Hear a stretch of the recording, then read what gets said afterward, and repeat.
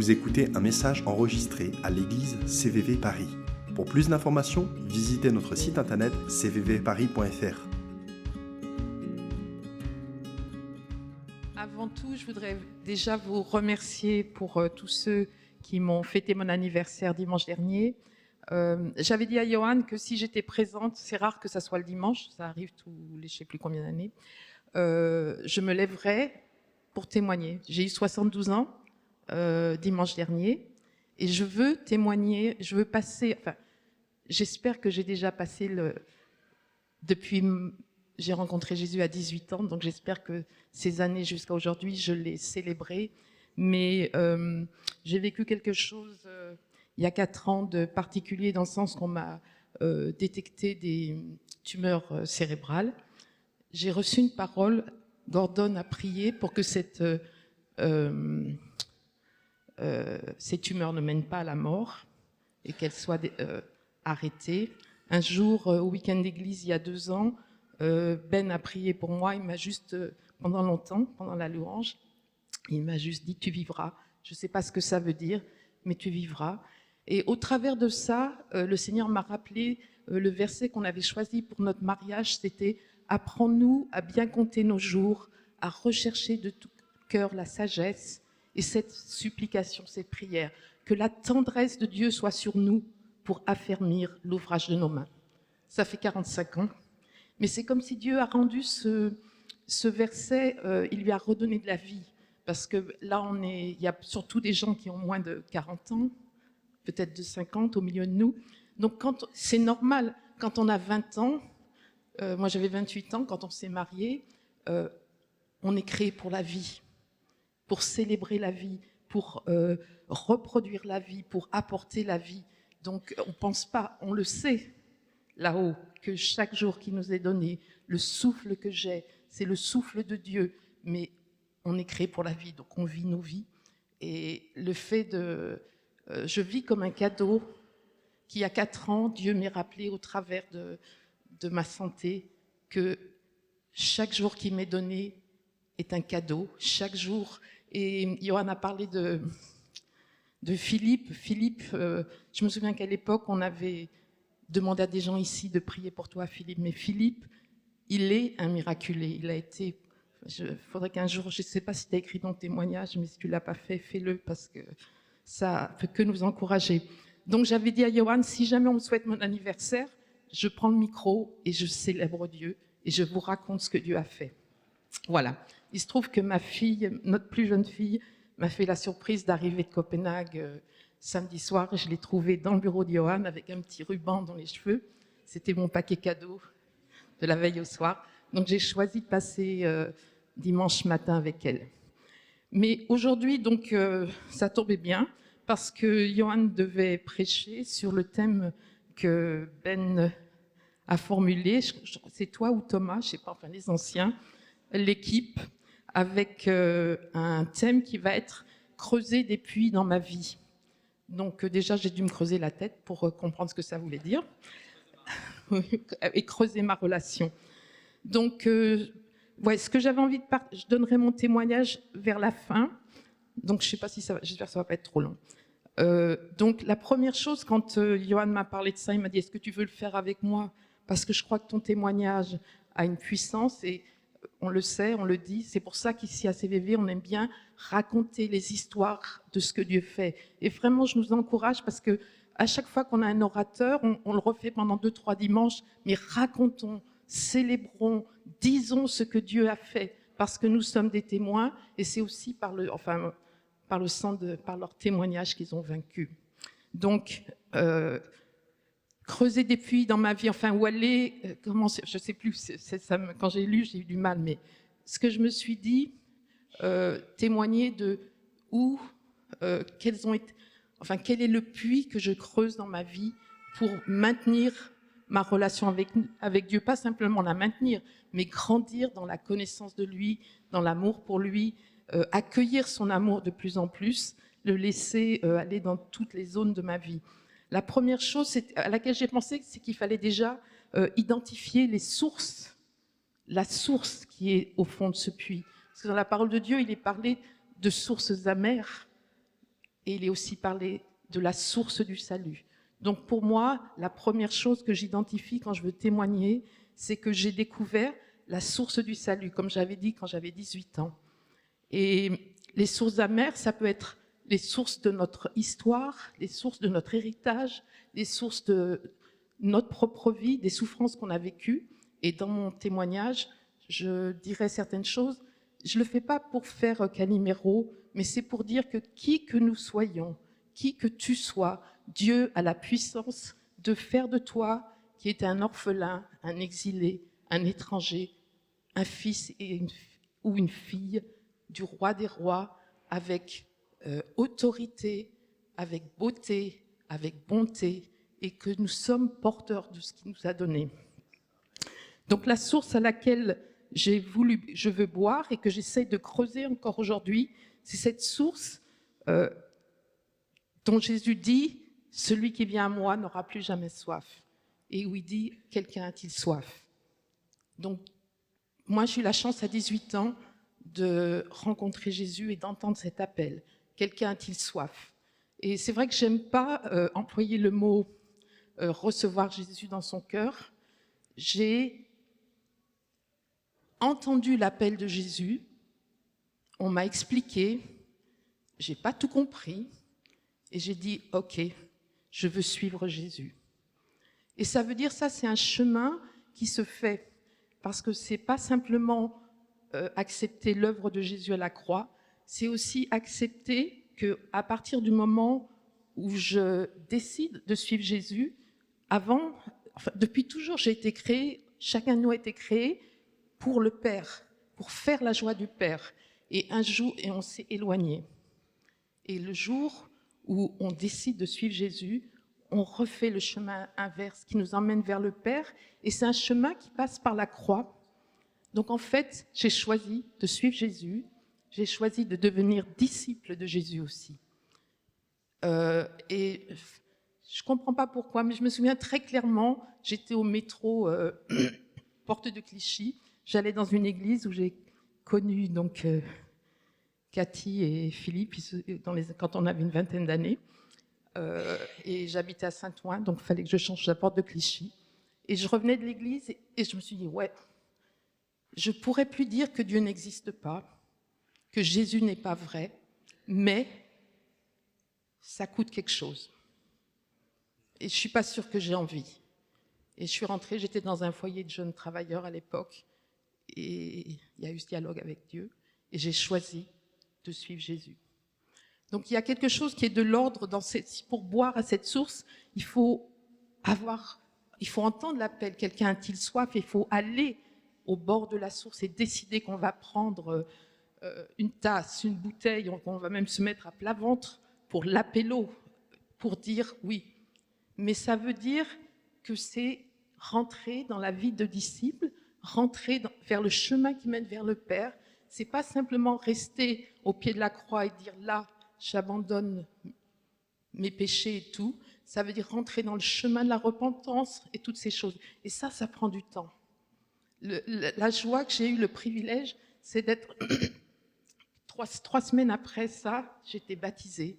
J'étais remplie du Saint-Esprit. Donc c'est mon prochain point, c'est que à la source du salut, quand on choisit d'y boire, c'est pour recevoir le salut, pour retrouver le Père, et le Père nous donne l'esprit d'adoption.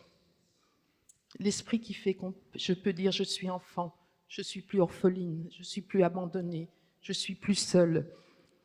Cet esprit qui peut nous aider à identifier toutes les sources auxquelles on avait bu avant, toutes les sources des mensonges de l'ennemi, qui nous dit qu'on est là par hasard, qu'on n'a pas de destinée, qu'on n'a pas d'avenir, qu'on n'est pas ci, qu'on n'est pas ça, qu'on n'est pas assez bien, qu'on n'est pas cela. C'est là qu'on trouve, si on peut recevoir cet esprit d'adoption, cet esprit qui nous conduit au Père. Et j'ai eu la chance de pouvoir rencontrer Jésus dans une église où on m'a enseigné ces choses. Donc c'est un peu les 2 points. Choisir, non, il y en a 3. Choisir de devenir un disciple, recevoir l'Esprit et laisser l'Esprit prendre sa place. C'est un travail qui continue, qui continue, qui continue. Et laisser aussi l'Esprit nous enseigner. Ça fait partie des choses aussi dans quand j'ai pu identifier cette source, de savoir que l'autre chose à laquelle, ce qu'il y avait dans cette eau, dans cette source du salut à laquelle j'ai pu puiser, il y avait la parole de Dieu comme une encre, comme quelque chose de solide. Et c'est intéressant, dans le psaume 1, il est dit toute sa joie, il la met dans la loi de l'Éternel, il la médite jour et nuit, et il prospère comme un arbre qui est planté près des eaux. Donc c'est un peu les 3 points que j'avais envie de dire sur la source à laquelle je puise, cette source d'être disciple, de suivre Jésus. Alors ça a aussi des conséquences dans le sens que souvent je suis inspirée par les chants qu'on chante, tout est pour Jésus. Tu ne me dois rien, je te dois tout. Tout est pour toi, pour ta gloire, pour ton honneur, parce que j'étais créée pour ça. J'étais créée pour accomplir des œuvres que tu as préparées d'avance pour ta gloire, pour te célébrer. Et du coup, il y a quelque chose qui devient plus facile. On reste, on continue de vivre. 18 ans, 72 ans, 45 ans de mariage, on a vécu des deuils, on a vécu des souffrances, on a vécu des joies, on a fait la fête, on a dansé, on a ri, on a pleuré, on a souffert. Mais au milieu de ça, il y a la certitude, Dieu est là, Dieu est mon encre, Dieu est mon tout, Dieu est celui que je sers. Et quand je voulais donner mon témoignage, il y avait ce chant, il y a peut-être que Emmanuel, je ne sais pas si vous le connaissez, c'est le psaume 34. « Venez mes fils, écoutez-moi, si vous aimez la vie, et au glorifions son nom ensemble. » Et on a traduit en disant « c'est avec raison que l'on te sert ». Donc c'est ça le témoignage que je veux donner. C'est avec raison qu'on choisit de devenir de disciples. C'est avec raison qu'on marche ce chemin qui va de la croix jusqu'au trône de Dieu. C'est avec raison qu'on choisit de plonger dans le fleuve qui coule du trône de Dieu et d'accepter de perdre pied. C'est avec raison qu'on lui donne son temps, son argent, son énergie, sa carrière, ses choix. C'est avec raison qu'on le sert. Et c'était le verset que j'ai reçu quand j'ai quitté le collège biblique. Donc ça fait partie aussi des choses. Être disciple, ça veut dire aussi se laisser enseigner. Jésus, il a marché 3 ans avec ses disciples. Donc je voudrais vraiment nous encourager et vous encourager, ceux qui sont très jeunes parmi nous, trouver des lieux d'enseignement. On en fait à CVV, mais pas seulement des études bibliques, mais des endroits où on vous enseigne vraiment les fondamentaux. Ça semble bizarre, mais moi j'ai passé 1 heure par jour pendant 6 mois à étudier romain. Et j'avais une copine qui m'écrivait des lettres sur non seulement nous sommes justifiés, nanana, enfin, et tout. Et elle était allée au collège biblique avant moi. Je me disais, dis donc, mais quand on plonge dans la parole, quand on sait la parole Réma, la parole qui donne la vie, la parole qui est la vérité, qui nous enseigne qui est le Père, qui est Jésus, qui est l'Esprit et qui je suis en Dieu, ça change tout. Parce que ça veut dire qu'au long de ces années, donc ça fait combien d'années, soit 18 à 72, 54, au long de ces années, il y a eu le secours de Dieu, il y a eu la présence de Jésus, mais il y a eu l'Esprit de Dieu qui rappelle les choses, c'est un peu comme, moi je suis enseignante et formatrice, donc on parle de la construction spiralaire des apprentissages. Quand on est en CP, on apprend des choses en sciences, la pomme a des pépins et tout ça. Après au CM2, après au collège, après au lycée, et quand on est à l'université et on fait des études de sciences, on apprend plus. Mais c'est pareil avec la parole de Dieu. On la reçoit, comme il est dit dans le psaume 1, on la médite, on la mâche, et Dieu la rend vivante pour nous. Donc, n'ayez pas peur de creuser et de laisser l'Esprit et trouvons des lieux d'enseignement, des lieux qui nous donnent ces fondations. Il y en a à l'église, mais parfois ça fait du bien de prendre du temps à part aussi, parce que c'est là qu'on a les fondements de nos vies. Et alors, je vais vous lire sous forme de témoignage le psaume 34, si je le retrouve. J'ai besoin d'eau. Ouais.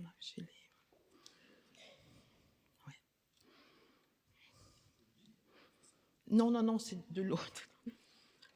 Et c'est mon témoignage que Johan m'a demandé de donner. Je bénirai l'Éternel en tout temps, et à jamais mes lèvres le loueront.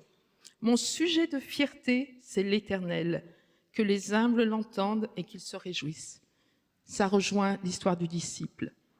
Je bénirai l'Éternel en tout temps. Je te suivrai. Je marcherai. Là où tu iras, j'irai. Je serai conduit par l'Esprit. Et mon sujet de fierté, ça sera toi. Et quand on fait ça, on découvre, parce que moi, dans mon histoire, j'ai été renvoyée de 4 lycées parisiens en 4 ans. J'ai quitté le lycée à 17 ans, après une tentative de suicide, parce que je ne voulais plus aller à l'école. Mais en même temps, j'avais toujours voulu être enseignante. J'ai rencontré le Seigneur et je l'ai suivi peu de temps après. Et le Seigneur m'a permis, j'ai dû travailler parce que j'avais pas d'argent et tout. J'ai dû travailler, mais j'ai pu passer mon bac avec le CNED. C'est ça le CNED aujourd'hui encore et tout. Je suis partie à l'école biblique. J'ai pu aller à l'université après. Dieu a ouvert les portes pour que je devienne enseignante. Non seulement j'étais enseignante, mais j'étais formatrice d'enseignants, conseillère pédagogique. J'ai terminé ma carrière auprès de l'inspecteur d'académie du Val-de-Marne comme sa conseillère pour la formation. Donc c'est la faveur de Dieu, c'est le fait de marcher avec lui. Et si on met notre fierté dans l'Éternel, si c'est lui qui est celui que nos cœurs aiment, que nos cœurs adorent, que nous cherchons, que nous poursuivons, il s'occupe de nous. Et il nous rétablit, il nous transforme, il nous change. Venez proclamer avec moi que l'Éternel est grand, exaltons-le ensemble. Donc je sais, ceux qui me connaissent, souvent je prie, j'aime prier, j'aime ce genre de prière. Venez, exaltons. J'aime l'idée qu'on est ici à Paris, au milieu de la ville, au milieu des nations, et qu'on a le privilège de pouvoir ensemble exalter Dieu, le célébrer, dire sa grandeur, dire sa bonté, dire sa fidélité. Moi, je me suis tournée vers l'Éternel et il m'a répondu. Il m'a délivré de toutes mes frayeurs. Et par contre, j'ai soif.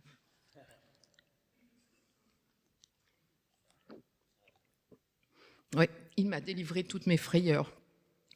C'est la seule chose que j'ai faite, me tourner vers lui et accepter de le suivre. Et il m'a délivré de toutes mes frayeurs. C'est pour ça que je suis une passionnée de sozo, c'est pour ça que je suis une passionnée de prière, c'est parce que je sais que Dieu peut transformer, qu'il peut changer nos deuils en fête, qu'il peut changer nos pleurs en rire, qu'il peut transformer. On reste avec nos blessures, on reste avec des cicatrices. Là, il n'y a pas longtemps, j'ai fait tomber une planche, j'ai eu une grosse plaie, j'ai la cicatrice. C'est pas beau, mais c'est pas grave. En plus, ça me rappelle quelque chose de rigolo avec ma fille.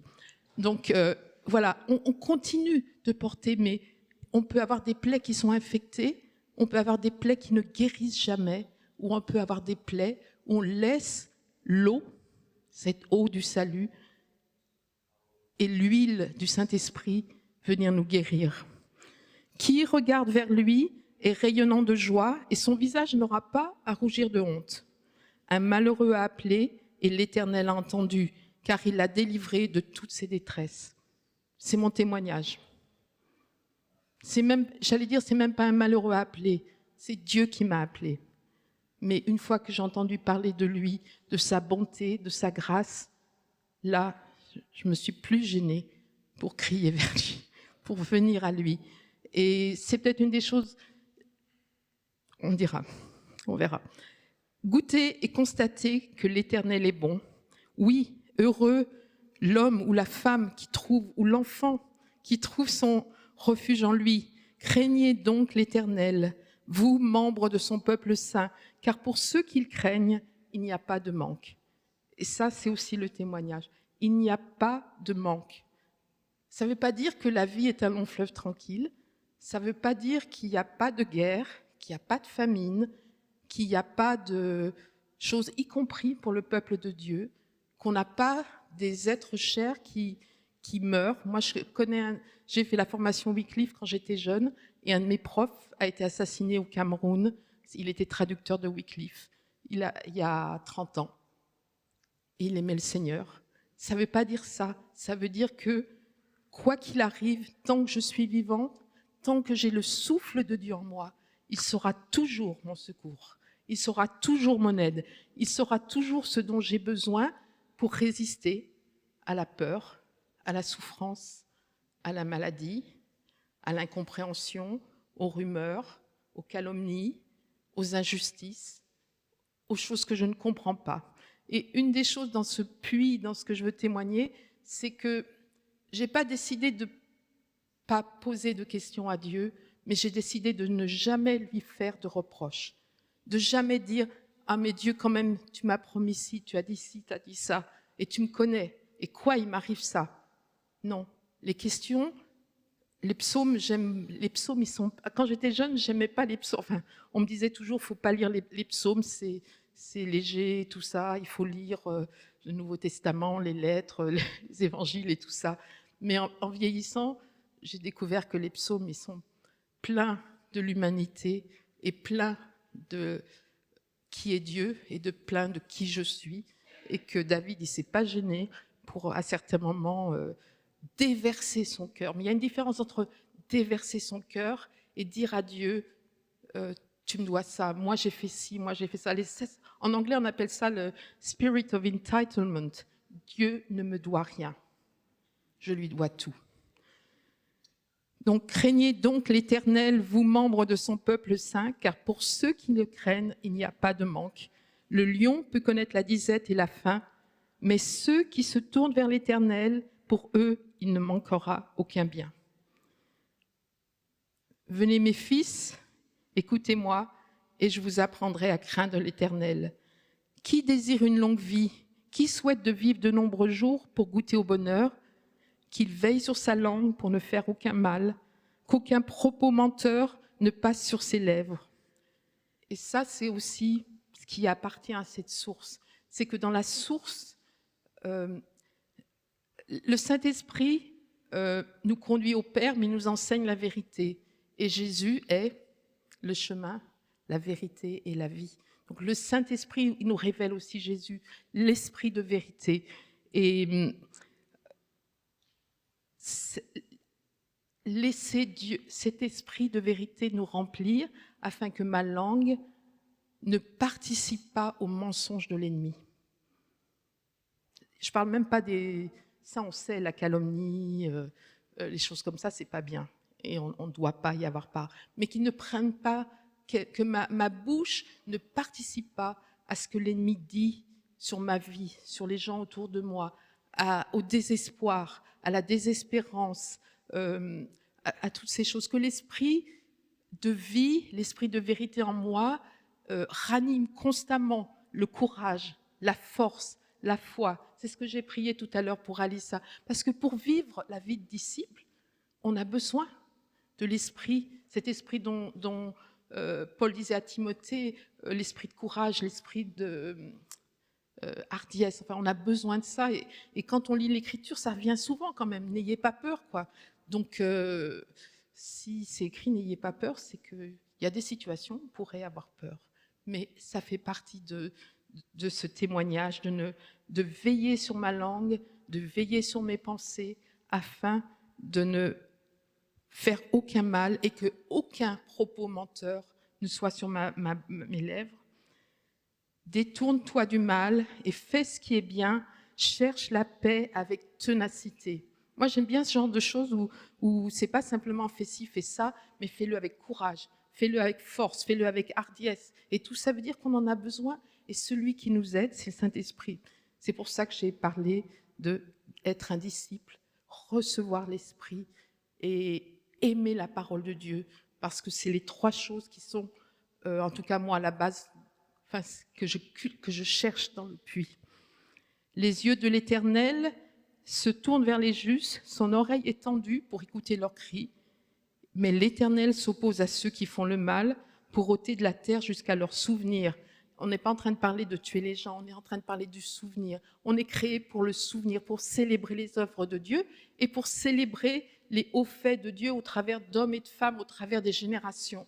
Et ça fait partie aussi ça de ce puits, de célébrer ce que Dieu a fait, célébrer dans les générations, nous souvenir de ce que nos pères ont fait, nos grands-pères, nos arrière-grands-pères, ceux qui nous ont précédés. On marche ici, même à Paris, sur un terrain où il y a des hommes et des femmes qui ont déjà du temps de Calvin, quand il était à la Sorbonne, qui ont donné leur vie, et des gens qui ont, depuis, dans les générations, qui ont prié, qui ont simplement parfois tenu bon, continué à célébrer dans un temple comme celui-ci, dimanche après dimanche, on célèbre la gloire de Dieu. Dimanche après dimanche, on annonce la bonne nouvelle. Dimanche après dimanche, on annonce la parole qui donne la vie. Voilà, attendez, et j'ai presque fini. Voilà, je pense que je vais aller, que je vous en ai peut-être dit assez, mais l'Éternel est proche de ceux qui ont le cœur brisé, il sauve ceux qui ont un esprit abattu. De nombreux malheurs atteignent le juste, mais l'Éternel le délivre toujours. C'est aussi ça que j'ai envie de transmettre. On n'est pas dans la vie des bisounours, on est dans la vie de disciples. Et elle vaut la peine. Elle vaut la peine. Et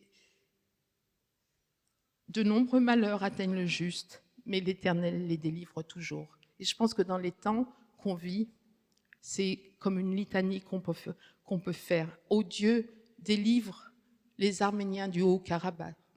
Ô Dieu, délivre les Maliens, les Nigériens, les Nigérians, les Burkinabés qui sont face au djihad. Ô Dieu, délivre les peuples du Liban, d'Égypte, de Jordanie, d'Irak, d'Iran. Délivre-les. Ô Dieu d'Israël, délivre Israël. Le malheur atteint souvent le juste, mais Dieu l'en délivre toujours.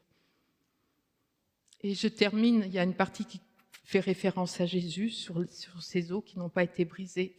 Mais les ennemis du juste porteront leur condamnation, mais l'Éternel sauve la vie de tous ses serviteurs et de tous ceux dont il est le refuge, et tous ceux dont il est le refuge ne seront jamais condamnés.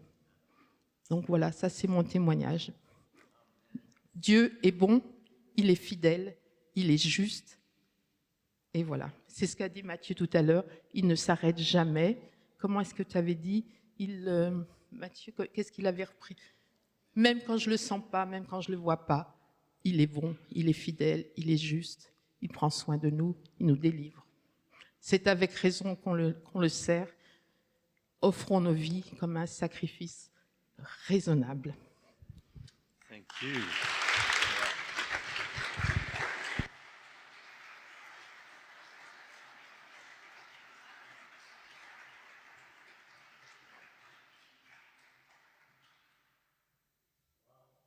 C'est fort, hein, d'entendre ce que Dieu fait dans la vie des gens. Et c'est exactement ça qu'on veut dire quand on parle de creuser un puits dans sa vie. J'avoue que moi aussi, j'avais du mal avec ce titre, mais je me rends compte qu'on a besoin de travailler pour creuser un puits. Et vous avez vu à travers la vie de Maryse, le Seigneur est fidèle. Et je ne sais pas où vous en êtes dans votre vie. Des fois, on se pose des questions vis-à-vis de Dieu. Je relis ces derniers versets de le psaume 34 à nouveau. Beaucoup de malheurs atteignent les justes. Et des fois, on se le dit aussi. Ah, Seigneur, c'est pas juste. Moi, j'ai ça dans ma vie, j'ai ça qui arrive pas. J'ai un patron qui est pas bon. Je trouve pas que j'ai les choses que je devrais avoir dans la vie. Je suis pas encore marié. Je suis pas encore ceci ou cela. Beaucoup de malheurs atteignent les justes, mais le Seigneur délivre toujours. Les en délivre toujours. L'Éternel rachète l'âme de ses serviteurs et tous ceux qui cherchent refuge en lui échappent à la condamnation. Je veux juste vous inviter pour clôturer. Ne vous inquiétez pas, je n'allais pas prêcher pendant 1 heure maintenant. Je vous propose de vous lever et prier. Et je laisserai la place à Ben après pour quelques annonces et pour les offrandes. Mais je voudrais que vous soyez honnête avec vous-même et avec le Seigneur. Vous savez, des fois, on écoute une prédication et puis, on l'oublie assez vite. Mais soyez honnête avec Dieu ce matin. Seigneur, quelle est ma relation avec toi? Quelle est la profondeur de la pluie en moi qui me permet de puiser en toi? Quelle est l'encre de ta parole qui me permet de dire, je suis sûr et certaine que Dieu me lâchera jamais, mais jamais. C'est ça qui est important. Et s'il y a le doute, et des fois il peut y en avoir, ce n'est pas une condamnation, c'est important de les donner au Père, c'est important de les confesser à Jésus, c'est important de laisser le Saint-Esprit venir te dire la vérité. Et la vérité, c'est qu'il te lâchera jamais. Ok? Je vais juste prendre quelques instants de prier et vous laisser l'espace de prier personnellement entre vous et Dieu. Parce que ce n'est pas quelque chose que moi je peux faire, c'est quelque chose que le Saint-Esprit fait en vous. Ok? Seigneur, nous voulons ensemble ouvrir nos cœurs à toi. En reconnaissant que des fois on est découragé, des fois on ne comprend pas, des fois, on peut être même sur le lit de la vallée de la mort et on ne le sait pas pourquoi. Et des fois, on a eu du mal à croire que vraiment tu étais à côté de nous. Et ce matin, Seigneur, en tout cas pour moi, et si c'est votre cas, pardon pour ce moment d'incrédulité. Tu ne nous aimes pas moins à cause de cela. Tu ne nous as pas rejetés à cause de cela. Mais au contraire, tu as creusé ce puits en nous pour que nous puissions nous approcher de toi. Et Seigneur, je prie qu'alors que nous découvrons que nous ne sommes pas toujours fidèles envers nous, tu es toujours fidèle envers moi. Tu es toujours fidèle envers chacun de nous. Père, merci pour ta fidélité. Et merci Saint-Esprit parce que tu remplis nos vies de ta présence. Et une dernière chose, la prochaine fois que vous vous posez la question, où est Dieu? La prochaine fois que vous vous dites, je ne suis pas sûr que c'est le bon chemin, je ne me sens pas bien ici, j'en ai marre de tout ça, je laisse tomber. Tirez vos mains vers le Seigneur. Fais un cri à Dieu. Il n'abandonne jamais. Amen. Amen.